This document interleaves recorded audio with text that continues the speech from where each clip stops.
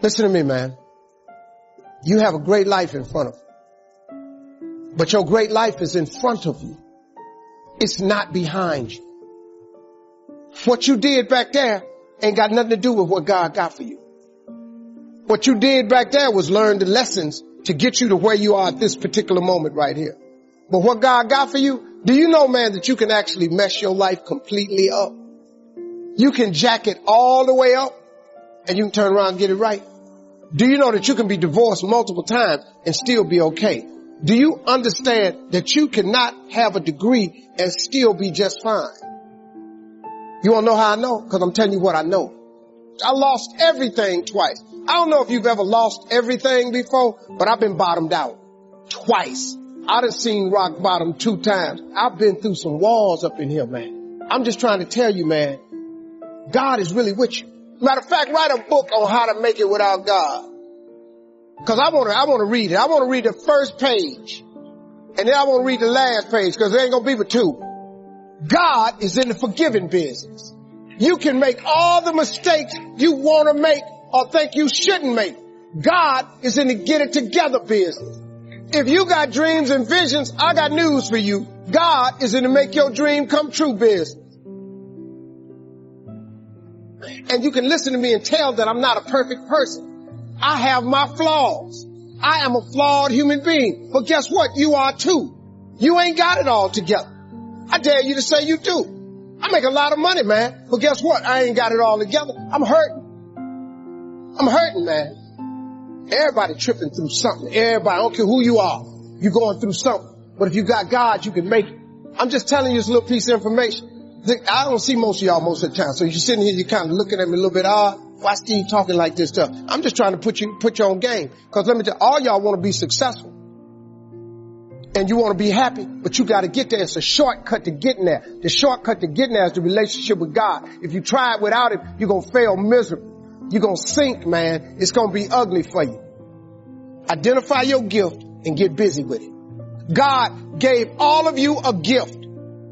Identify your gift. It is the thing that you do the absolute best with the least amount of effort. That's your gift. Get busy at that. He put that gift inside of you. He didn't hide it under a rock or put it under the mountain or put it on the mountain somewhere. He put the gift in you. If when the alarm clock goes off in the morning and you ain't happy about it, you ain't doing what you want to do. See, you're fighting upstream. You're going against what God created you for. If your job makes you sick to go to, if you're unhappy with waking up to go to where you got to go, it's because you ain't living in your gift. Some people are born to be teachers, caregivers, nurses, babysitters. Those are gifts. You know what I mean? If you're living in your gift, you're cool. It's just if you ain't. Telling jokes was a gift. They're just not just running, jumping. If you paint, you should be painting. If babysitting is what you really do, you should be babysitting. You doing anything. If you fix cars, you work with your hands. You're supposed to be working with your hands. You do anything else, when that alarm clock go off in the morning, you ain't gonna like it. Now, if you waking up, you going down there, they ain't paying you what you want. You hate your coworkers. You down there, your boss has no business being your damn boss. See, that's what messed me up. I didn't know what I had was a gift when I was growing up. I just stayed in trouble. Cause I just fired it off. My gift is I could take anything, any piece of information and transpose it into comedy immediately. I don't have to think. It just comes to me instantly. It's a gift. It's crazy. And when I was young, I didn't know how to control it. I just stayed in trouble. I would hate to die and never do the thing I was born to do. You should look into that before you mess around and check out of here. As a kid, you know, I didn't know, but my gift is that I found out later on. I have the ability to think extremely quick, and I can take any piece of information and transpose it into comedy immediately.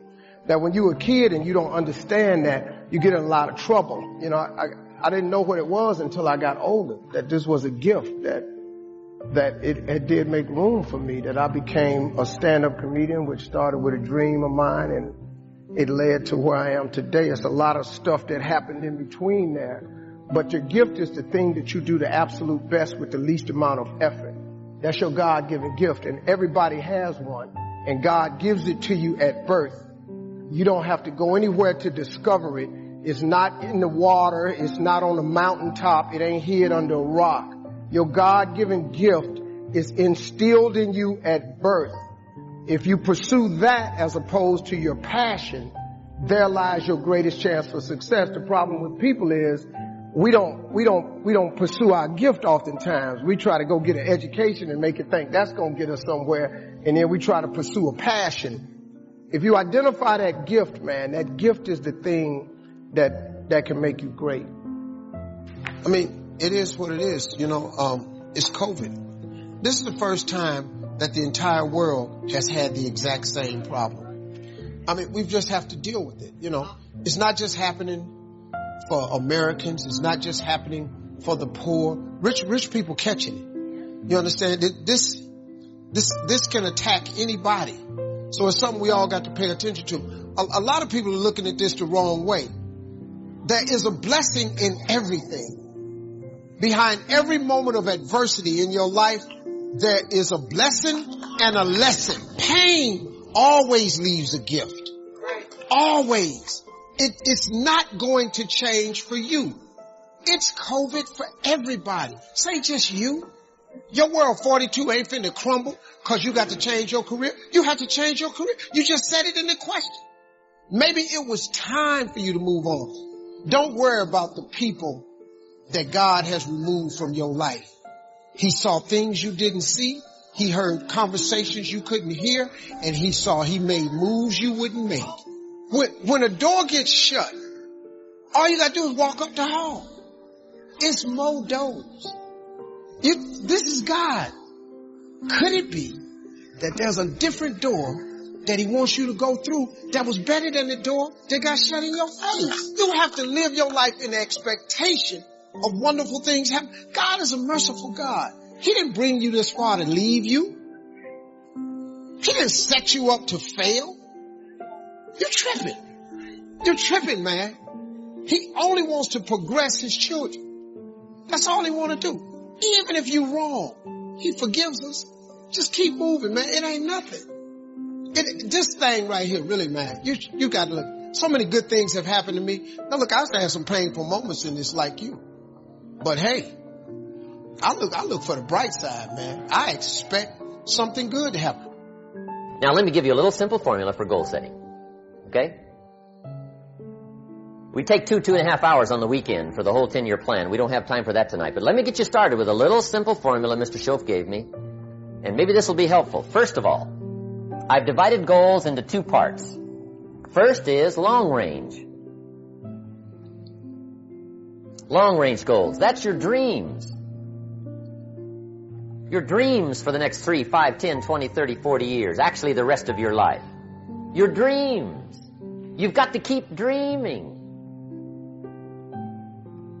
Ronald Reagan, president, said to the joint session of Congress a few weeks ago, the Republic is a dream. And if we don't keep dreaming, we will lose the Republic. Your better future is a dream for yourself and for your family. Where do you want to go? What do you want to do? What do you want to be? What do you want to see? You've got to dream dreams. There's a Bible phrase that says, without dreams and visions, people perish. You've got to have something to go for that inspires the heart and the soul. Dreams. From the children of Sanchez, it says, take the crumbs from starving soldiers, they won't die.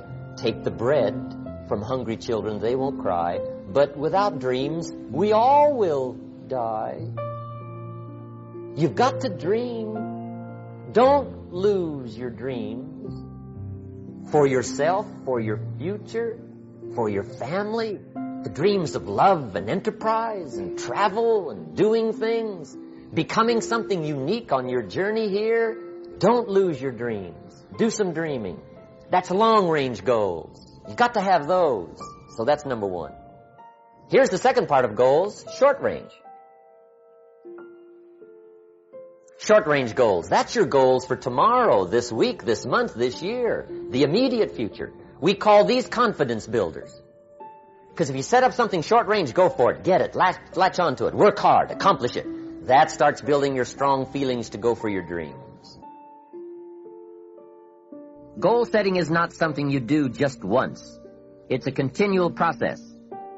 Also, you must constantly check your progress toward your goals. You don't want to fall too far behind on, or worse, lose sight of, your important goals. Now, just as important as your long-range goals are your short-range goals.